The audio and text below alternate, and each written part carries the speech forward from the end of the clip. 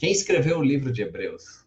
Essa foi uma discussão que rolou aí na bolha evangélica no Twitter. E assim, talvez a pergunta não fomentasse uma discussão tão acalorada no Twitter se as respostas girassem em torno de personalidades como Lucas e Paulo, mas quando acrescentam a possibilidade de Priscila, né, uma mulher, ter sido a autora, aí a coisa esquenta. Por que que a coisa esquenta? Lógico que tem o fato de que a autoria de textos canônicos está relacionado com autoridade, né? Então, o fato de Priscila ser uma mulher ajuda bastante aí na polêmica, porque temos então uma briga sobre a autoridade de mulheres na igreja primitiva que acaba invadindo o âmbito mais elevado de autoridade aí para gente, né, cristãos, evangélicos, que é a questão da autoridade do texto bíblico. E enquanto o pessoal estava brigando lá entre autorias individuais, um amigo, o José Roberto, nos lembrou de algo bem fundamental quando a gente pensa em composição literária na antiguidade, que é a questão de não existir autoria individual e sim coletiva. Então vamos falar um pouquinho sobre essa questão entre autoria e autoridade, inspiração e revelação, a partir de uma realidade importante da nossa escritura, da Bíblia, que é uma multidão de anônimos que existe atrás do texto bíblico. Questões de gênero vão aparecer aqui também, assim como a importância do texto de Hebreus para aquilo que eu quero falar hoje, aqui à noite. Então, a vasta maioria da nossa Bíblia foi composta por gente que a gente não conhece e nunca vamos conhecer. Né? São escritores amanuenses ou escreventes, escreventes é o termo mais conhecido, né? Compiladores, editores, copistas. Mas nós, né, a gente gosta de nomes, a gente gosta de personalidades com autoridade, para a gente poder acreditar todo o trabalho do texto bíblico. Ainda que na antiguidade a autoria individual, né, de literatura não fosse um fenômeno tão comum e importante como é para nós hoje, a gente ainda vê um pouco disso na tradição de como a Bíblia foi formada. Então a gente tem atribuições de várias tradições religiosas e textuais à figura de Moisés no Pentateuco. A gente tem várias referências a Davi nos prefácios dos Salmos. A gente tem inclusão de composições literárias inteiras de outras pessoas, mas que são incluídas nas tradições aí dos profetas, como, por exemplo, Isaías e Jeremias. E a gente também tem um fenômeno interessante, que é o fenômeno da pseudografia, que a gente vê escritos que utilizam personagens bíblicos como Enoque, Abraão, Moisés, como autores. Isso aí não necessariamente no texto bíblico, mas em outros textos conhecidos como deuterocanônicos, ou simplesmente livros apócrifos, né? E tudo isso aponta para a relação entre autoria e autoridade, que não deixou os textos do Novo Testamento ilesos também. Pseudografia pode ser vista na atribuição de Paulo a 1º e 2º Timóteo e Tito, por exemplo, assim como na atribuição de Pedro ao texto de 2ª Pedro. Nem Paulo, nem Pedro escreveram nenhum desses textos aí. O João de Apocalipse, por exemplo, é forçadamente associado ao apóstolo João, que escreveu o 4º Evangelho. E mesmo textos claramente anônimos, como o Evangelho de Mateus e de Marcos, acabaram recebendo aí uma autoria em busca de associá-los direta ou indiretamente com algum apóstolo, a fim de legitimar a sua autoridade. E mesmo que a gente desconsidere, né, essas formas de atribuição de autoria, a gente ainda tem um vasto corpo literário na Bíblia que é simplesmente anônimo. A história de Josué até 2ª Reis, por exemplo, anônimo. 1ª e 2ª Crônicas, Esther, Malaquias e, obviamente, Hebreus. Todos escritos com autoria anônima. Mas a verdade é que com autoria anônima ou com autoria definida, ou ainda com essas atribuições, né, de autoria, o texto bíblico, como temos hoje, é um corpo literário de autoria coletiva e não individual. E quando a gente pensa em autoria coletiva, é necessário, então, falarmos de autoridade coletiva ou autoridade comunitária. E aqui entra uma questão bem interessante sobre os autores invisíveis por trás dos textos bíblicos, que são os escreventes e os copistas. A gente sabe que as cartas de Paulo foram compostas num processo de ditar e transcrever, numa dinâmica entre Paulo e o amanuense, né, o Paulo e o escrevente. E é muito possível que para cartas longas, né, como a gente tem a carta aos Romanos, por exemplo, esse processo não fosse linear, com Paulo ditando a coisa do começo ao fim e o escrevente simplesmente transcrevendo, mas o processo provavelmente era muito mais dinâmico. A produção literária na antiguidade envolvia diversos atores para que um texto fosse produzido e alcançasse o público. Desde a pessoa que ditava, passando pelo escrevente, o copista, e aquele que leria o texto para as pessoas. Cada um desses atores deve ser considerado um autor também. A composição dos evangelhos, né, por exemplo, com seus arranjos literários que são bem complexos e muito bem organizados, também não foi coisa que um autor, uma pessoa colocou no papel numa sentada só, mas foi um processo longo e dinâmico de mais de uma pessoa por um período longo. Eu nem falo aqui de escritos do Antigo Testamento, porque a complexidade da sua composição comunitária aqui é ainda maior. Mas considerar cada um desses atores como autores é importante, já que nossa concepção de autoria de textos é muito deficiente. O escritor como homem, estudado, de grande status, um gênio solitário, é uma fantasia moderna inadequada para qualificar os processos autorais hoje, e especialmente os processos autorais na antiguidade.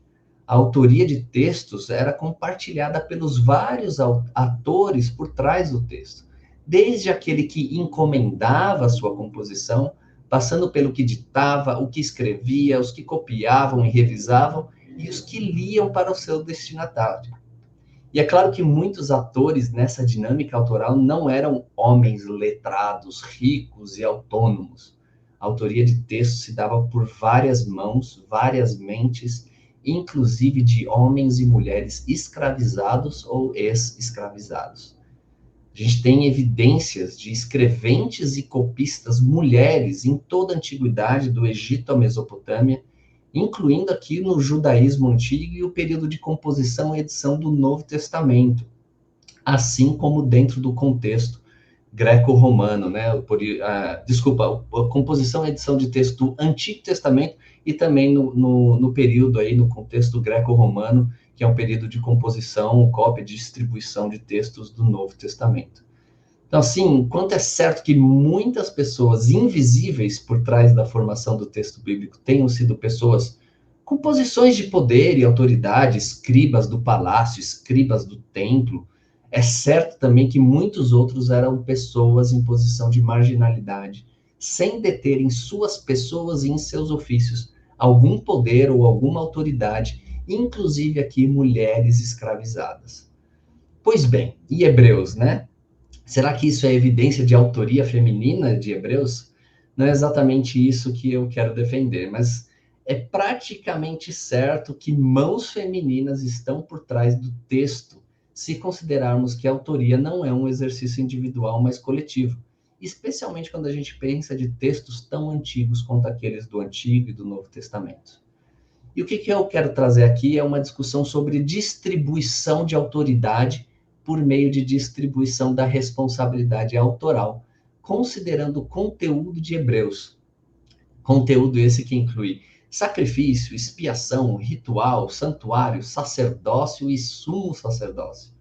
Hebreus constrói sua teologia a partir da realidade do templo e do sumo sacerdote, ou seja, a partir da posição daquele ou daqueles que detinham a posição de maior autoridade de mediação da presença e da revelação divinas.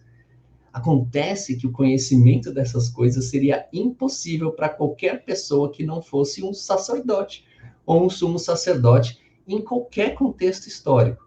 A posição, o conhecimento, o expertise dos sacerdotes era algo preservado, protegido, exatamente como uma forma de preservar e controlar a autoridade e poder. Como um seguidor, e aí vem a pergunta, né? Como um seguidor de Jesus, que nem sabemos se era judeu, podia até ser um gentil, tinha acesso a essas informações a ponto de escrever o que escreveu lá em Hebreus? E a resposta para isso está no próprio Pentateuco, mais especificamente várias partes de Êxodo, Levítico e Números. Essa literatura, mesmo as instruções sacrificais, não é um manual escrito por sacerdotes para sacerdotes, não. Ali, a posição, o conhecimento e o expertise dos sacerdotes é divulgado para se tornar acessível ao povo. Homens, mulheres, crianças, gente rica, gente pobre, livre, escravizada, pessoas dos centros urbanos ou na periferia rural. Agora, todas essas pessoas têm acesso ao mundo e ao poder sacerdotal. Olha a loucura disso. Nessa literatura bíblica, todo o povo fica sabendo como que é o Santo dos Santos e o que o sumo sacerdote faz ali dentro no dia da expiação. Essa distribuição de conhecimento é a distribuição do papel central de autoridade, de mediação da revelação e da presença divina. Agora, o povo pode avaliar criticamente os sacerdotes, até mesmo o sumo sacerdote. E é isso que é feito em Hebreus, a fim de construir sua teologia, ou, mais apropriadamente, sua cristologia, sua definição de quem é Jesus.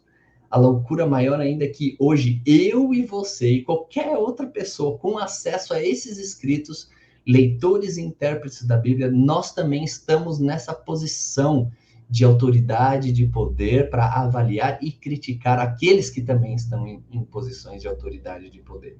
Então, afirmar a autoria comunitária de textos bíblicos específicos e da Bíblia como um todo é afirmar a autoridade comunitária de todos os atores por trás do texto, o que inclui mulheres escravizadas e de todos os atores na frente do texto, aqueles que recebem e interpretam o texto.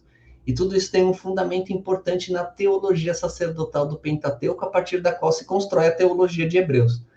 A autoria do texto bíblico como escritura, como revelação divina, não está no texto em si, muito menos em personalidades individuais de autores, entre aspas, aqui, como homens solitários. Não.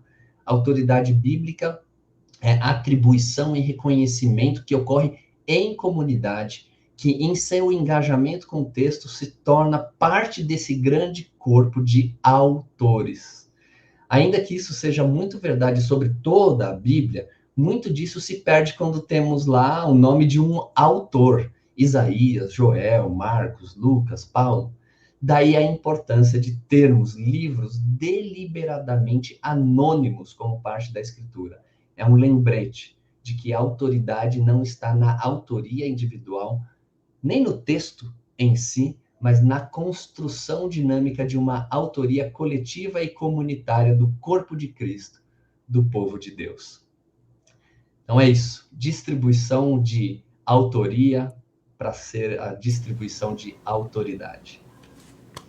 Vou atrapalhar rapidinho aí o seu vídeo para te pedir uma coisa. Tá gostando do conteúdo? Então se inscreve no canal e curta esse vídeo, assim o YouTube vai entregar para mais pessoas. Mais do que isso, você pode se tornar membro do canal, ter vários benefícios, ganhar um monte de livros super selecionados e assistir em primeira mão algumas das nossas gravações, incluindo as falhas de bônus, e não são poucas, viu? Fica com a gente. Aí, valeu, contamos com a sua ajuda, valeu!